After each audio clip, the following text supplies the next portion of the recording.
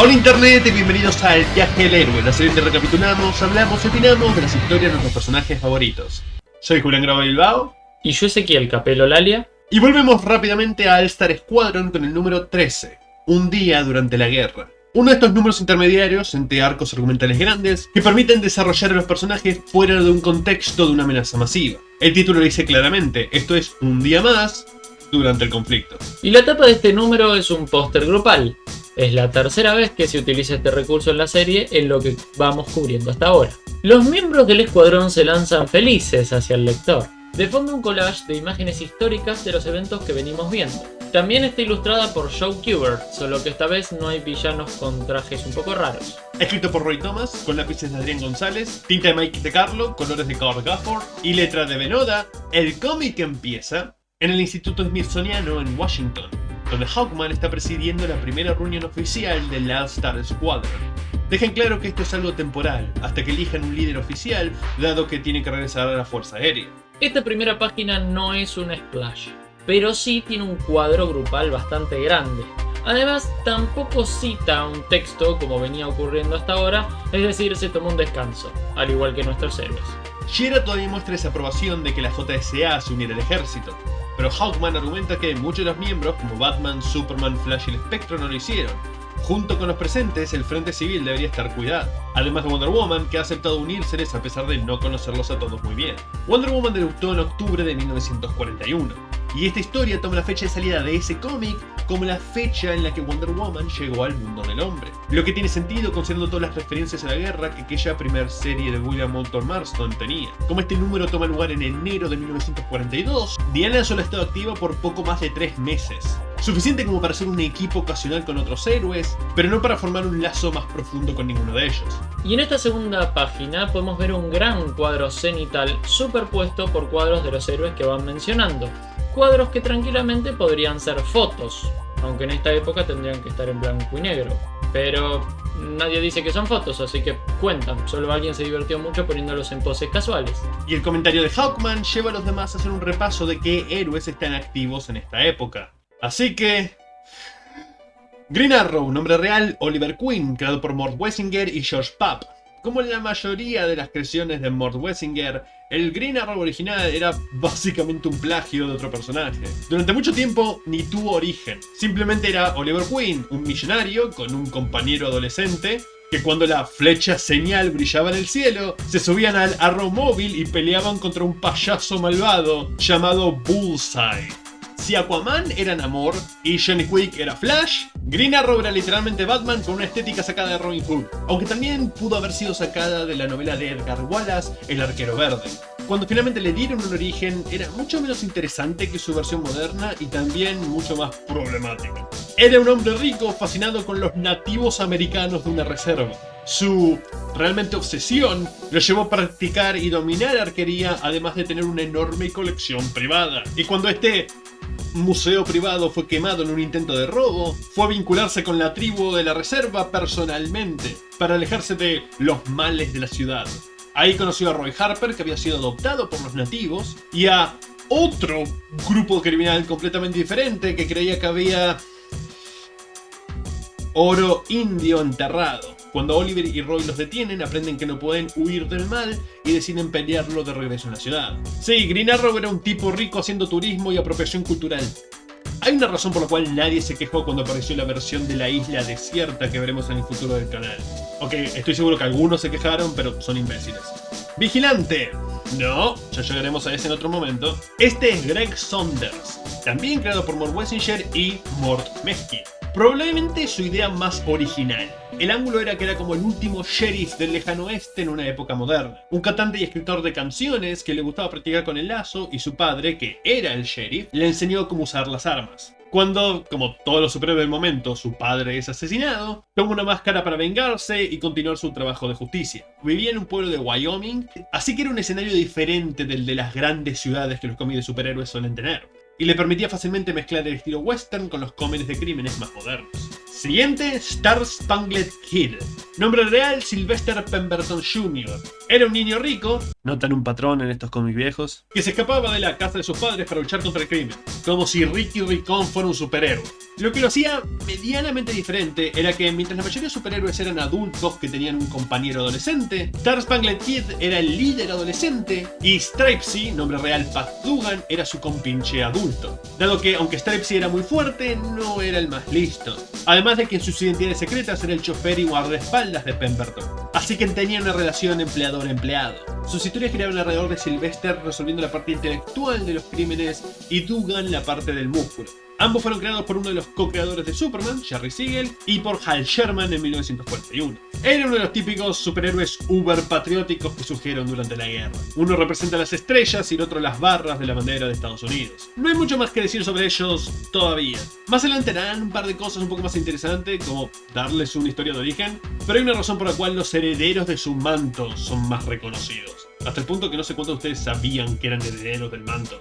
Por último, en este cuadro está el Vengador Carmesí, creado por Jim Chambers. Vimos un poco de él cuando cubrimos el origen de Sandman en el canal. Él es el primer superhéroe publicado por la historieta de Detective Comics, debutando el mismo año que Superman y precediendo a Batman como por 17 números. Igual que Star Spangled Kid y Stripesy, en el momento que esta historieta fue publicada, el Vengador Carmesí no tenía un origen.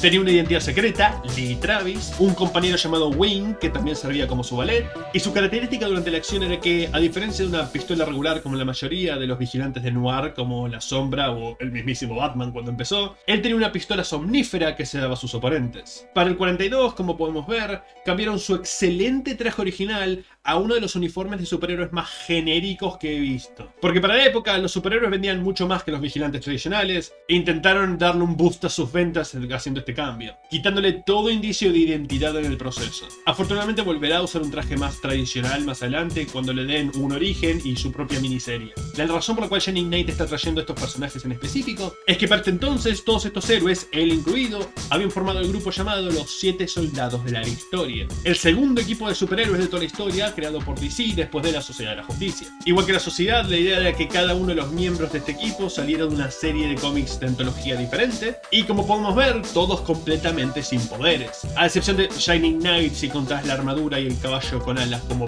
poderes. Una vez que terminó el repaso de Justin, Robotman menciona que ha estado haciendo una lista de otros hombres misteriosos, aquellos que no pertenecen a ningún otro equipo que podrían tener como contacto. Comenzando con Mr. Terrific.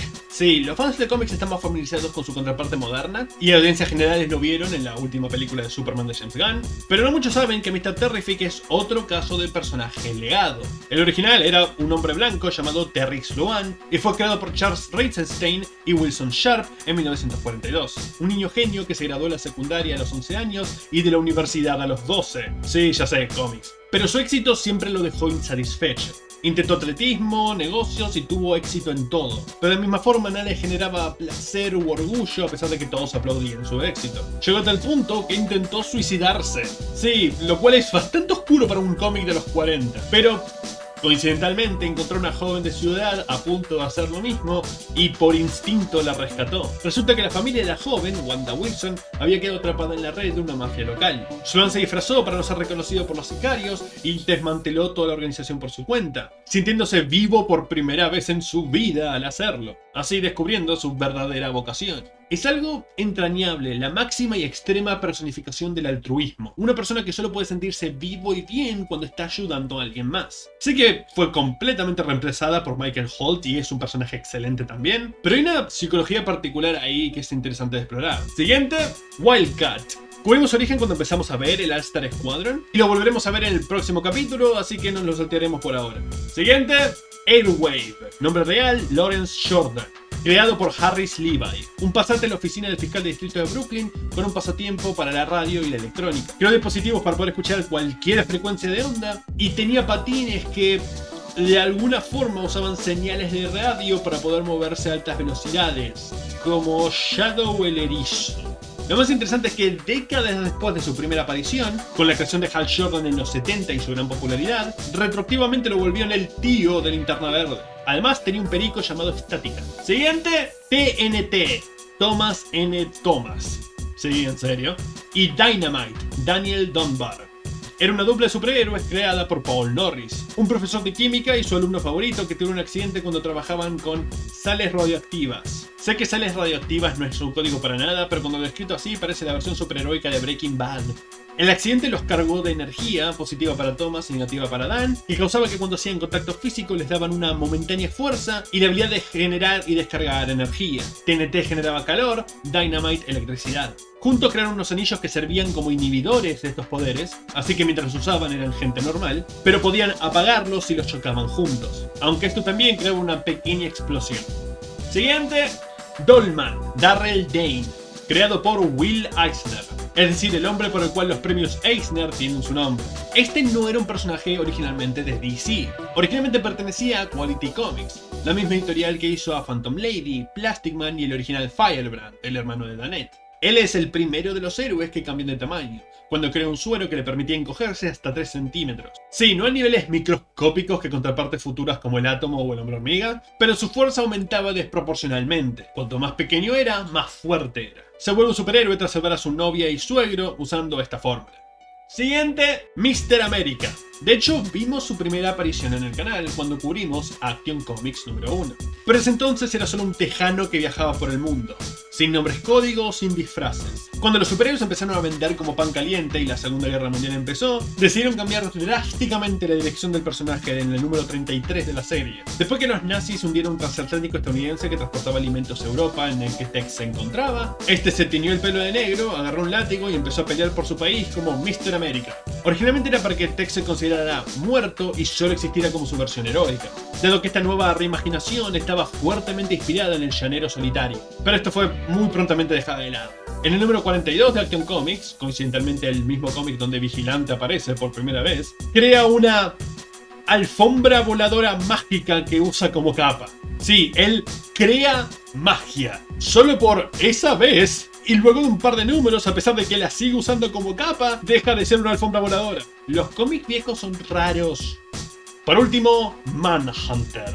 Este es un título que será usado por al menos 6 personajes diferentes. Y la historia de fondo es igual de complicada. Originalmente, igual que Tex Thompson, Paul Kirk no era un superhéroe.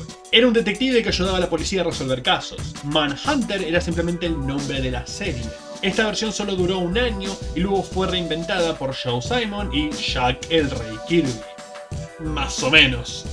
La última aparición de Paul Kirk el detective fue en el número 72 de la serie Adventure Comics. En el siguiente número, el 73, Simon y Kirby crean una versión completamente nueva llamada Rick Nelson, un cazador de casa mayor que regresa a su hogar en Empire City y, tras la muerte de un amigo cercano a manos de un supercriminal, concluye que el juego más difícil de cazar son las personas, especialmente criminales con superpoderes. Es un héroe por deporte, por llamarlo de alguna manera, tomando el manto y nombre de Manhunter que vemos acá. Pero para el siguiente capítulo, el 74, un editor decidió retroactivamente volver este nuevo personaje, Paul Kirk, sin importarle que las dos historias de los dos personajes son completamente incompatibles. Para agregar a la confusión, simultáneamente, el mismo mes que este desastre de Paul Kirk y Rick Nelson, Quality Comics creó su propio superhéroe llamado Manhunter, cuya identidad secreta era el detective Dan Richards. Así que tenemos dos agentes de la ley vueltos superhéroes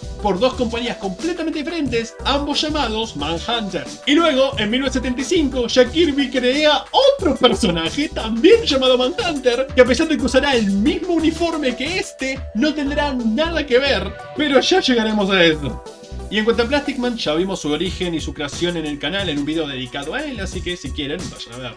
Con el masivo repaso de personajes terminado, volvemos a la historia. La extensiva lista también es un impacto para Steel, que antes de desaparecer tras líneas enemigas solo conocía de un puñado de menos de 5 héroes. Y Liberty Bell aporta que son prueba de que cada sector está haciendo lo posible para ayudar a marcar una diferencia. Y esto se desvía en un discurso que queda sinceramente algo suelto. De hecho, ni tiene final, ni un punto. Ella se corta diciendo que se estaba yendo por las ramas, pero luego no vuelve al por qué empezó a hablar para empezar. Pero es como un último refuerzo para lo que sucede a continuación. Porque se da la votación sobre quién será el nuevo líder del equipo, y por gran mayoría los papeles tienen el nombre de Liberty Bell. Y la escena es descripta visualmente, mostrándonos sencillamente planos detalles de los personajes, algunos de ellos poniendo los papelitos en la urna. La urna, el casco de Shining Knight. Hemos visto los indicios pasados de Libby como la futura líder. Nos recuerdan tres al final de esta misma página, cuando derrotó a Green Lantern, a la serpiente emplumada y cuando se lanzó a las aguas heladas para perseguir un submarino nadando. Pero esto está enlazado también directamente con su origen. Si recordamos cuando lo cubrimos, ella siempre estaba en el medio de las peores escenas de guerra intentando ayudar, pero siempre era ninguneada por hombres a su alrededor. La escena es reminiscente a cuando Libby intentó advertir a líderes militares de los avances alemanes y fue ignorada. Ahora ella dio su discurso a una mesa de, en su mayoría hombres, y es declarada líder. Ella, quedándose casi sin palabras, acepta y Hawkman le pasa la antorcha, o mejor dicho, el martillo. Volviendo a uno de los primeros equipos de superhéroes con una mujer como líder. Siempre forman parte de los grupos, en su mayoría están simplemente para decir que hay una mujer en el equipo, marcar esa casilla, pero no suelen estar al mando a menos que sea un equipo de todas mujeres, como las Birds of Prey. Hasta la fecha de salida de este cómic, la última otra instancia fue el año anterior, cuando los Vengadores volvieron a Wasp su líder. Ella agenda la siguiente reunión a una semana para poder formar ideas de cómo organizarse bien, pero Shining Knight proclama que no estará acá para entonces. Aceptó la invitación de Churchill de volver con él a su tierra natal y servir como protector ahí. ¿Él volverá? Pero a pesar de dedicarle un origen en esta misma serie, uno que ya cubrimos, Sir Justin no va a aparecer mucho en la Star Squad. Es verdad, en esta época las aventuras del personaje tomaban lugar en Inglaterra, y esta serie es bastante detallista con la continuidad, pero por eso mismo tendría que haber aprovechado más este personaje en estos primeros números. Es una pena y uno de los pequeños puntos en contra para mí. El resto de los colegas respetan sus deseos, le recuerdan de no adentrarse a territorio alemán o la lanza del destino podrá afectarlo, lo cual vimos en los primeros números de esta misma serie, y dan por terminada la reunión. Los que están más cerca de Washington regresan a sus hogares por carretera, pero el resto del grupo, los halcones, Libby, Danette y Johnny, toman un avión de carga. En el interior se ponen al tanto y al lector de las últimas movidas de la guerra, tanto las reales, como la retirada de las Filipinas, como las ficticias, como los avances del Barón Blitzkrieg. Todos se acuerdan de que es mejor tomarse un momento para respirar antes de volver a la acción, en especial a Danette, que todavía no ha visto a su hermano hospitalizado desde Pearl Harbor, y el pensar en ataque activa sus poderes. Los comentarios que hace dejan en claro que su furia se está dirigiendo hacia todo el pueblo de Japón y no solo a los perpetradores de la guerra. Sus emociones causan que aumente su temperatura involuntariamente y el escuadrón tiene que calmarla antes de que haga caer el avión. Esto es algo que se tocará más en profundidad en este número y mucho mejor en futuros números de la serie. Pero es una de las cosas principales que los diferencia de los cómics originales de los 40, a los cuales se está haciendo homenaje y sigue el estilo.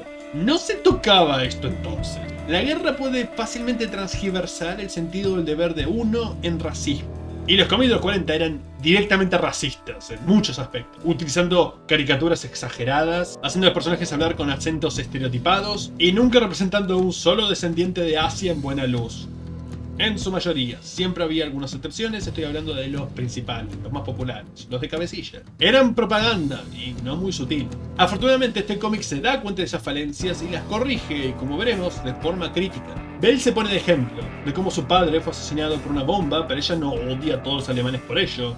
Pero Danette hace oídos sordos y continúan el vuelo en un incómodo silencio hasta que llegan a la parada de los halcones que se bajan en pleno vuelo. Cuando se separan, Belle les dice nos seguiremos viendo, lo cual en relación conecta con la canción I'll Be Seeing You, que trata sobre extrañar un ser querido y verlo en todos lados. La transición es brusca, como la mayoría de las alegorías en la narración, pero lo que me llama la atención es un error cronológico. El texto dice que la canción todavía no ha sido escrita, a pesar de que el cómic tomó lugar en 1942 y la canción fue publicada en 1938. Y me llama mucho la atención este cuadro con ellos dos besándose en el cielo, más que nada a nivel compositivo, por la importancia que tiene el sol, que es muy bonito y un elemento decorativo, pero ocupa más de la mitad del cuadro.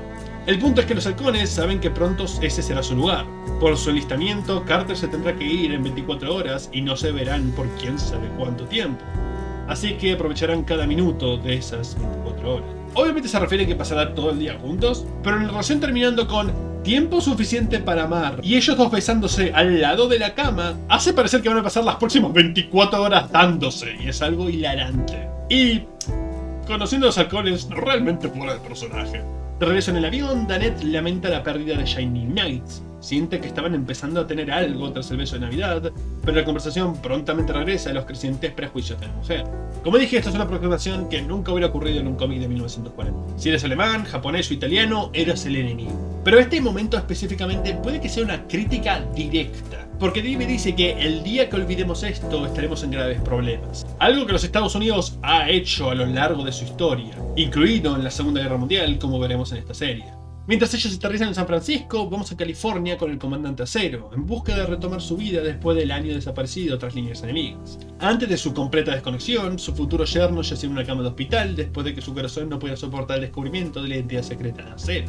Así que para contactar con él pasa a visitar a su prometida, Gloria Giles. Pero de inmediato las señales son malas. El nombre de la puerta del departamento es diferente, a pesar de que ella es la que atiende, y en el momento que se presenta empieza a llorar. Porque el Dr. Giles murió hace un año, cuando le llegó la noticia de la desaparición de Steele en el diario. Estamos resolviendo situaciones dejadas de lado por la serie original de Steele al haber sido cancelada, pero, en mi opinión, no de la mejor manera. Esto tiene sentido, que ella siguiera adelante después de tanto tiempo, pero matar al Dr. Giles fuera de cámara, y no en la cama del hospital donde lo dejamos, sino leyendo un diario, para crear una brecha entre Gloria y Steele como si el año desaparecido no fuera suficiente. Y porque la noticia que estaba leyendo al morir era de él, Gloria vuelca su dolor en el héroe, sin realmente preguntarse por qué la noticia provocaría la muerte de su padre. Gloria le llama asesino a gritos, y Henry está a punto de revelar su identidad secreta para hacerlo entender, pero alguien más fue atraído por las exclamaciones de la mujer. Brad Farley, el actual marido de Gloria. Esto es una mejor forma de causar una brecha, pero noten que no he estado usando la palabra conflicto, porque conflicto implica la continuación de una historia, y este es el final de la historia de estos dos. Tendrá 2 apariciones más al final de All-Star Squadron, y Gloria nunca más volverá a aparecer en cómics. Y que no se me malentienda, sé que no todos van a tener un final feliz, especialmente en una guerra, y es una buena juxtaposición a Hawkman en la página anterior, pero no se siente como el final de una historia. Menos si tomamos que esto es la continuación directa de una serie que quedó inconclusa. Es más similar a meter una historia abajo de la alfombra y deshacernos de ella, viendo el dolor que le causó, cómo ella ha intentado seguir con su vida, y que aún así su prometido acaba de ser llamado a filas desde la reserva. Steele decide lastimarla más y le miente al decirle que Hank Haywood está muerto. Entiendo que es él decidiendo cortar esta parte de su vida, pero dale, hermano. Ella entendiblemente se pone histérica y lo echa del departamento, diciendo que no quiere verlo nunca más, pues solo le ha traído muerte a sus seres amados, y Steele accede. De ahí nos vamos a Queens, donde Robotman también está poniéndose al tanto de su vida privada, regresando al laboratorio donde solía trabajar como Robert Crane antes del accidente que puso su cerebro en el cuerpo metálico. O pretende hacerlo después de averiguar el origen de unas chispas extrañas que están saliendo del edificio. Entra de manera algo brusca por miedo a que lo que esté sucediendo en el interior sea urgente, y prueba a hacer la elección correcta porque su compañero de laboratorio, Chuck Grayson, y su ex prometida, Joan Carter, están inconscientes en el suelo, con riesgo de ser tocados por los arcos eléctricos que salen de una maquinaria cercana. Y me gusta la otredad con la que Robotman habla, refiriéndose a Robert Crane como a otra persona. Joan no es su ex prometida, es la ex prometida de Bob. Realmente se siente como que da su show previo por muerto. Si intenta sacarlos del lugar, corre riesgo de ser tocado por los arcos y que su cuerpo de metal conduzca electricidad hacia ellos, así que decide ser directo y romper la maquinaria que los produce. Chuck empieza a recuperar la conciencia y agradece la coincidencia de que Robotman estuviera de paso, mientras este lleva a Joan a una cama cercana. Gracias a Dios por Liv y Lynette, porque los últimos personajes femeninos no han sido exactamente parangones de fortitud. El accidente se produjo porque Chuck estaba probando unas nuevas mejoras para el cuerpo robótico de su amigo cuando Joan apareció, y en el intento apurado y desesperado de guardar el secreto se produjo el accidente. Bob le ayuda a limpiar mientras le cuenta de sus experiencias con el All-Star Squadron, su deseo de conectar con Acero por su situación de vida similar, pero es interrumpido por un golpe en la puerta. Rápidamente se pone su disfraz humano de Paul Dennis y atiende a un empleado de Sam Slattery, un abogado que está llevando al juicio a Robotman para declararlo una amenaza pública. A diferencia de otros cómics de los 40 que son referenciados simplemente para establecer temporalidad y continuidad, este es el comienzo de un arco de Robotman que es un remake de una historia previa al personaje, la del número 15 de Star Spangled Comics en 1942. Antes de retirarse, Paul discierne que este tal Slattery está buscando una causa que le dé fama a su firma, y regresa instantes después como Robotman, levantando al matón todo el camino hacia las oficinas de Sam para arrojarlo sobre él. Y toda esta última parte del suceso cambia la narrativa visual. Aunque podríamos decir que la temporal también, porque básicamente recorta entre imágenes y hace más saltos. Y para esto utiliza el recurso del montaje, que es tanto usado en esta serie. Un montaje que en mi opinión presenta una imagen un poco amontonada abajo a la izquierda, que hace que para mostrar la figura completa del personaje termine usando más espacio del que debería. De cualquier forma es más fresco que lo que se venía mostrando. Al realizar, Chuck te advierte que esto solo va a motivar a los abogados más, pero eso es lo que Robotman quiere. Él da por muerto a Robert Crane porque no sabe si es un hombre con prótesis mecánicas o una máquina que está manteniendo vivo un órgano humano. Legalidad no es sinónimo de moralidad, pero en el estado decaído en el que se encuentra, tan perdido dentro de su propio ser, desesperado por respuestas y agobiado por dudas, está dispuesto a dejar a manos de un jurado el definirse en lugar de hacerlo él mismo. Alcanzamos a Shining Knight a bordo del Berwick junto a Winston Churchill, que le advierte las diferencias en su tierra natal tras 1,5 milenios de ausencia. Pero al acercarse a Londres se dan cuenta que llegaron justo a tiempo para un blitz nocturno. El blitz fue una campaña de intensos bombardeos aéreos continuos durante la Segunda Guerra Mundial. El nombre proviene de la palabra alemán Blitzkrieg, que significa guerra relámpago. Ahora, Churchill no estaba en el aire durante el Blitz, pero cuando regresaba a Estados Unidos, su avión voló demasiado cerca de la Francia ocupada por Alemania y recibió repetidos disparos de aviones alemanes. Una niebla fue lo que salvó el avión, pero esa misma causó que cuando se acercaron al espacio aéreo de Inglaterra, los ingleses casi derriben a su propio primer ministro. Pero recordemos que en el universo del Star Squadron, Churchill salió más tarde de Estados Unidos, así que ese momento es reemplazado por este. Sin un segundo de duda, Shining Knight sube a Victoria alada y regresa a defender a su tierra natal como hizo tantos años atrás. Con la armadura y lanza encantadas, la increíble velocidad y movilidad de su corcel, y siendo un blanco mucho más pequeño que un avión, no tiene problemas en desmantelar avión tras avión hasta que los alemanes son forzados a retirarse. Lo que nos da un gran cuadro de Shining Knight peleando con aviones de combate, una composición bastante bonita y muy épica. Y un error hilarante. En los 40, el dedo índice y medio levantado no se usaba para comunicar paz y amor. Eso es como fue reapropiado en los 70. En los 40 era un símbolo de victoria, la B de victoria. Pero este símbolo, con la mano apuntando hacia adentro, es un insulto. Los británicos lo utilizan como nosotros usamos el dedo medio. Así que el combate termina con los pilotos británicos y el caballero brillante mostrándose el dedo medio. Lo que agrega otro nivel de comedia es que Winston Churchill mismo tuvo un escándalo similar, porque él no sabía de este segundo significado, y hay fotos de él haciendo este gesto obsceno sin querer, pensando que era lo mismo que mostrarlo de frente. Por último regresamos a San Francisco, donde Johnny está llevando a sus dos compañeras a super velocidad hacia el hospital. Él y Liv intentan aligerar el humor, bromeando sobre si él podría cargarlas por el costado del edificio, o si la gravedad o un guardia lo detendrían, pero Danette todavía guarda el silencio que tenía desde que aterrizaron. Nótese que cada una de estas transiciones entre diferentes espacios empieza con un primer cuadro mucho más grande que el resto, algo que nos hace acostumbrar a los primeros cuadros de los capítulos. Increíblemente este número, comparado a varios de los que cubrimos antes, no está dividido en capítulos, así que de alguna forma funciona aunque no tenga un numerito. Johnny lleva a cabo el desafío presentado, pero la jocosidad muere inmediatamente al ver la sala donde aterrizaron.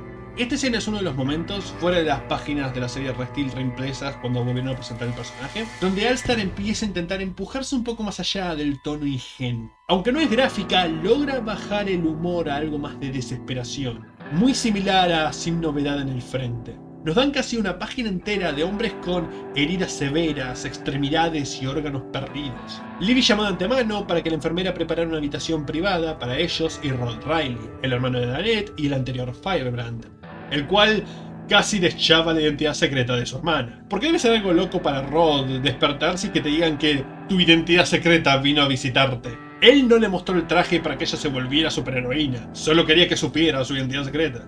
Ella le pone al tanto de lo sucedido, de sus nuevos poderes, y Rod, muy contento, le deja la antorcha en sus manos, creyendo firmemente que ella podría superarlo como Firebrand. Hasta que Danette suelta cierta jerga de color racista en respuesta. El término viene de Johann Friedrich Blumenbach, un antropólogo que clasificó a la humanidad en 5 razas, asignándoles un color a cada una y, por supuesto, una jerarquía, con la blanca por encima de las otras por ser la más cercana a Adán y Eva. Ahora, él era anti-esclavitud y clamaba que no había diferencia entre las capacidades de las etnias, pero también formuló la teoría de la degeneración, que decía que todas las otras etnias eran degeneraciones de la blanca original, porque la iglesia era demasiado fuerte en este entonces. Por lo tanto, fue fácil que su trabajo sea cooptado por racistas y extremistas racistas y su clasificación de las razas de la jerarquía inferior se volvieran términos racistas. Y a los 40 le encantaban estos 5 términos. Lo usaban con total calma, por lo tanto no está fuera de lugar en esta escena. Peor en ese entonces, porque por lo menos acá All-Star dejan en claro que es algo negativo, horrorizando inmediatamente a Rod a escuchar a su hermanita pronunciar una jerga racista. Para apaciguar su odio e intentar matar sus prejuicios, Rod le cuenta más detalles de Pearl Harbor, como él y Slugger Dunn, su compañero tanto dentro como fuera del traje de Firebrand, quedaron heridos por la explosión que reventó el ship en el que se encontraban y las balas de un avión que sobrevolaba la escena. Y como otro soldado, un tercero los arrastró a ambos a un refugio. A pesar de haber sido fuertemente acribillado durante el ataque, no cedió sus heridas hasta que había puesto a sus compañeros en un lugar seguro. Él era Ken Hosokawa, un hijo de inmigrantes japoneses que ni Rod ni Don conocía, pero aún así dio su vida por ellos. No sé si me gusta que se gana el derecho de no ser recriminado racialmente por servir y morir por América, y no por ser una persona, pero tiene sentido que le pega a Danette. Ella está atrapada en este bucle hiperpatriótico que le está llevando a estos pensamientos prejuiciosos y racistas. Necesita un golpe de ese mismo tipo para despertarla. Danette se disculpa con Libby por creerla estúpida, pero Bell le dice que no es con ella que tiene que disculparse, sino con todas las personas que sufren por los prejuicios que son colocados sobre ellos. Sí, tal vez se vuelve un poco brusco con Libby prácticamente mirando la cámara y diciendo no sean racistas, pero hey, literalmente era así como terminaban muchas de las historias de los cómics de superhéroes de esta época. El héroe explicando la moraleja del cuento. Así que, sí, coordina con la época. La enfermera vuelve, los héroes interpretando como que el tiempo de la visita se les acabó, y Danette considera quedarse en la ciudad. Pero Rod, en un momento no característico de la historieta, le asegura que puede hacer más que luchar por América, sino ser una fuerza del bien en general, junto al resto del escuadrón. Van a partir, pero resulta que la médica no quería apurarlos a retirarse, sino pedirles si podían hacer algo para animar y levantar la moral de los residentes del hospital. Algo que los tres aceptan con gusto. Algo que los cómics siempre reflejaron del mundo real. Muchos de estos héroes fueron creados para levantar la moral en tiempos de guerra. Hacer que la gente que los lea dé su apoyo a los esfuerzos y, en algunos casos más extremos, se enlisten. Y dentro de la página los vemos actuar a coro. Incluso a veces de manera ridícula, como veremos en la próxima. El cómic termina donde empezamos, en Washington. Esta vez con Al Pratt yendo a reunirse con su novia Mary James una última vez antes de partir. Llega tarde asustando un poco a la joven que pensó que ya había partido, pero dan un paseo juntos por las instalaciones. Y en esta escena final tenemos un error de dibujo. Uno que es bastante común teniendo en cuenta que los dibujantes están o estaban acostumbrados a los estereotipos heteronormativos. Como vimos anteriormente, Al Pratt es bastante más bajo que Mary, incluso tiene una inseguridad por eso, es una parte importante de su origen. Si nos basamos por cómo lo dibujó, Mary no tendría más de 1 metro de altura. Mary le pide una promesa de que volverá a verlo, pero Atom no puede hacer mucho más que decirle que es lo que planea. Y para sus adentros, oficialmente, pasa el batón de superioridad de la JSA al All-Star Squad. Terminando el loop.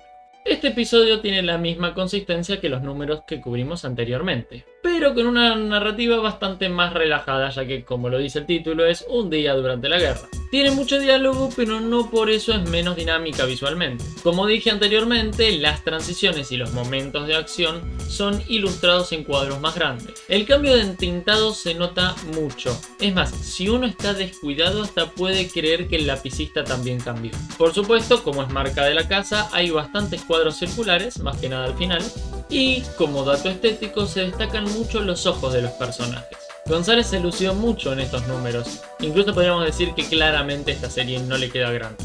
Logra meter muchos recursos estéticos y detalle, a pesar de la infinita cantidad de diálogo que pone Thomas. Un buen número, casi privado de acción, lo cual me gusta. All-Star muchas veces se sintió que forzaba escenas de pelea porque es lo que uno esperaría en un cómic de superhéroes. Pero algo así de calmado sirve para volver a arraigarnos. Vemos mucho más de las vidas personales y privadas de nuestros protagonistas de lo que hemos visto en mucho tiempo, retomando donde dejaron a sus seres queridos y presentando dilemas personales en lugar de solamente externos. Por lo demás, tiene lo que siempre ha tenido All-Star Squadron: narración dramática, exclamaciones y mucho diálogo.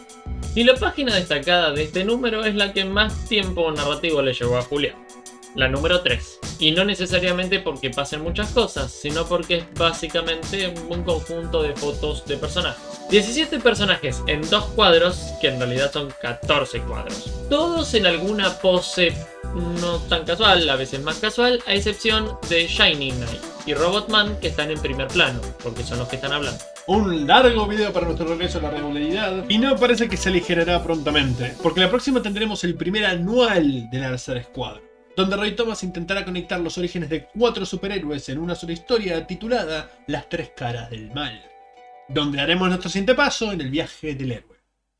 Hasta entonces, ¿llegaste al final del video? ¿Eso quiere decir que probablemente te haya gustado o realmente lo odiaste? Cual sea tu razón, considera darle me gusta y suscribirte.